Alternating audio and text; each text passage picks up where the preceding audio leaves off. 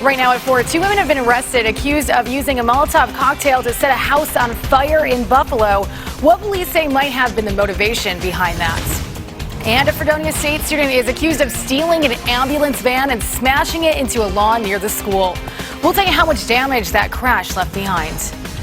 After some early sunshine, it's been a pretty cloudy afternoon, breezy, but still pretty mild out there. We've got the warmth again tomorrow and rain on the way, but for you snow lovers, don't worry. You don't have to wait too long for the return of winter. I'll tell you all about it coming up in your 4-1 forecast. News 4 at 4 starts right now. You're watching News 4, your local news leader. Now, live from Buffalo, this is News 4 at 4.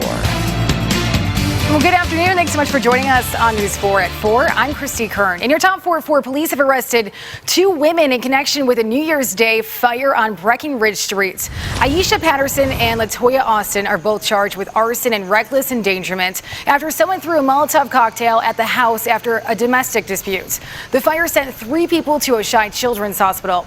A Buffalo police officer was taken to ECMC for smoke inhalation. There was video footage of them actually at a gas station, paying for gas, getting gas, and actually some video footage of them actually setting the fire.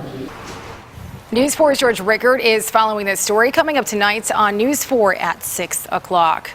2 advocates for victims of clergy sex abuse announced new lawsuits against the Buffalo Diocese today. One of these lawsuits accuses former Erie Bishop Donald Troutman of covering up an act of abuse when he held a leadership role in the Buffalo Diocese. They are also naming the Diocese of Erie in that lawsuit, saying Troutman continued to cover up everything when he moved to another diocese. Bishop Troutman never called the police. He never called the district attorney. As a result, our client that we filed the case for today was abused. The priest who Bishop Troutman is accused of covering for is Father Gerald Szymanski. He was named on a list of priests accused of abuse by the Buffalo Diocese back in 2018. He died in 1999. News 4's Chris Horvatitz will have much more details on this lawsuit coming up tonight on News 4 at 6 o'clock. New at 4, a Fredonia State student is facing DWI charges after police say they stole an ambulance and crashed it near the school. This happened on New Year's Day. Police tell us the ambulance was responding to a call at a home on Central Avenue when the suspect jumped in and drove away. Crews caught up with the ambulance after it crashed into signs and got stuck in a lawn on College Parkway. The student is facing several charges, including DWI and obstructing emergency medical services. Police estimate the damage to be around $240,000. A Buffalo man is accused of being drunk while driving on the wrong side of the road. City of Tonawanda police say the man was driving on Main Street when he pulled over to the curb on the wrong side. Police say he admitted to drinking and had a blood alcohol level almost 3 times the legal limit. Police say his license had been revoked after another DWI last August. City of Tonawanda police need your help finding a teenager who's been missing for almost 2 weeks. Take a look at your screen right now. Police say Mariah Bass was last seen on December 20th. They say she might have been in the Buffalo or the Hamburg area. Police tell us she has brown hair and a skull tattoo on her left arm. You're asked to call police at the number on your screen if you have any information.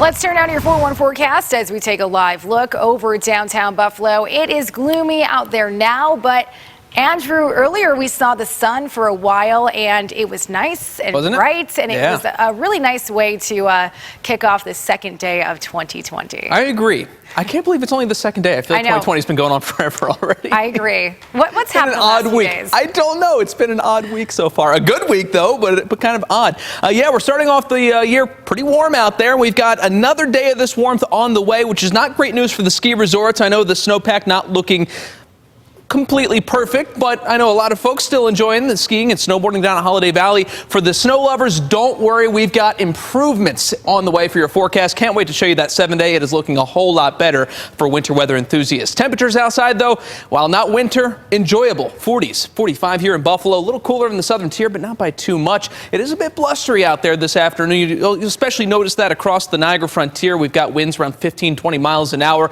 and that will likely continue into the evening. Now, after that early sunshine. The clouds have rolled on in, but you'll notice the radar is clear. No concern. If you have any dinner plans, you'll be fine. We're going to keep things dry. The rain's still a ways off down to the south, making its way through Kentucky. But eventually, some of those showers will reach our area down near Pennsylvania early tomorrow morning, and then a few spotty showers continue to spread throughout the day.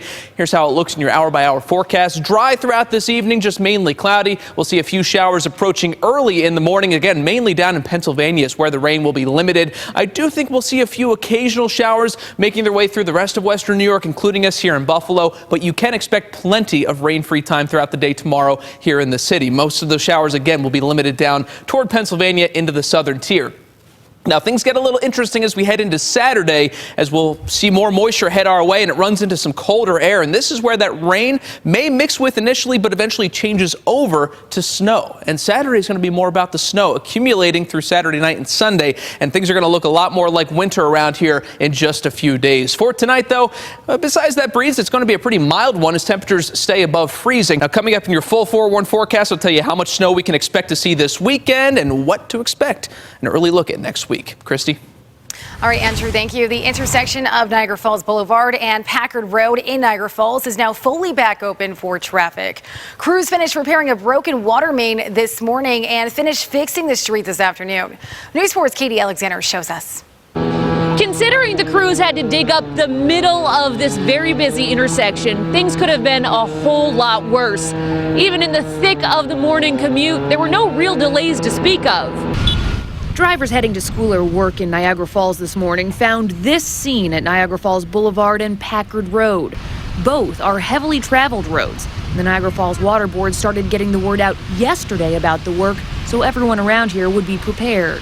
The guys came out and did a fantastic job finding the leak and getting in there and getting it fixed quickly.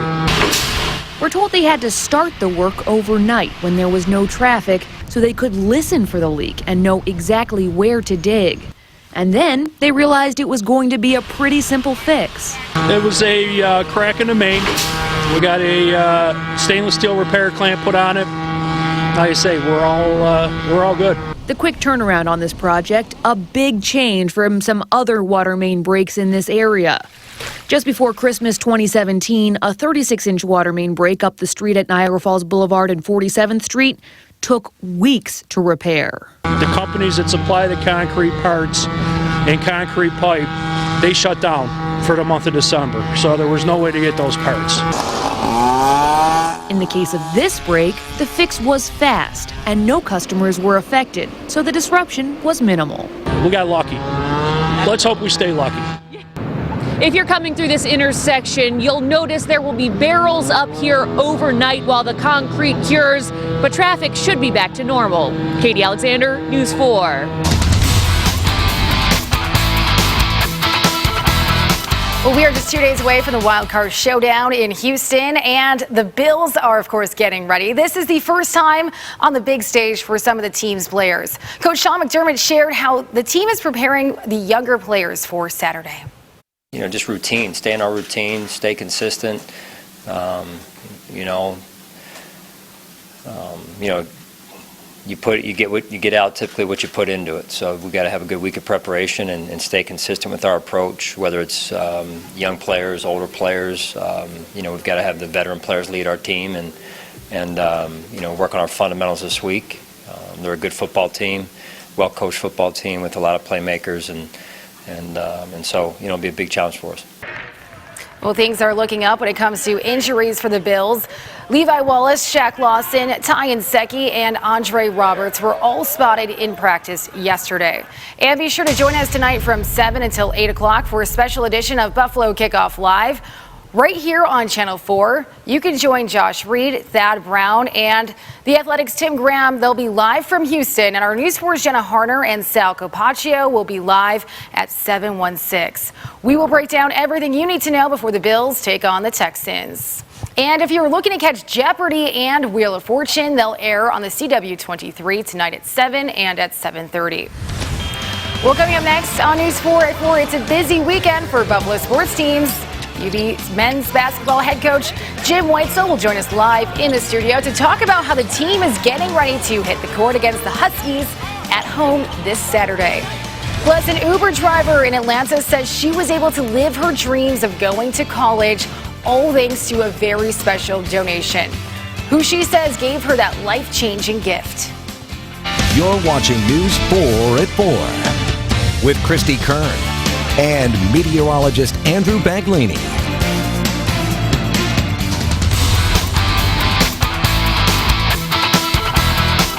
Well, there is a lot of excitement surrounding Buffalo sports right now. The Buffalo Bills, the Sabres, and the UB men's basketball team are getting ready for big matchups coming up this Saturday. And joining me now live in the studio is UB men's basketball head coach Jim Whitesell.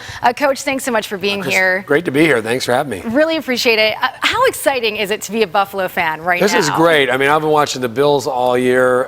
They've been outstanding, especially I'm a defensive coach, so to watch them dominate defensively, I think they're going to do that on Saturday afternoon. So excited. Hopefully we play really well Saturday before then. So there's a lot going on here in the area for athletics, and certainly my wife and I are Sabres fans, so we're going to watch a little bit of game tonight. A lot to look ahead to, that is for sure. You guys obviously have a big game on Saturday against the Huskies. What's the team doing to prepare for that? You know, we've had good preparation coming off the holidays, and our big win against St. Bonnie's was a good way of getting us ready for conference. Northern Illinois is a team that's got a lot of kids back.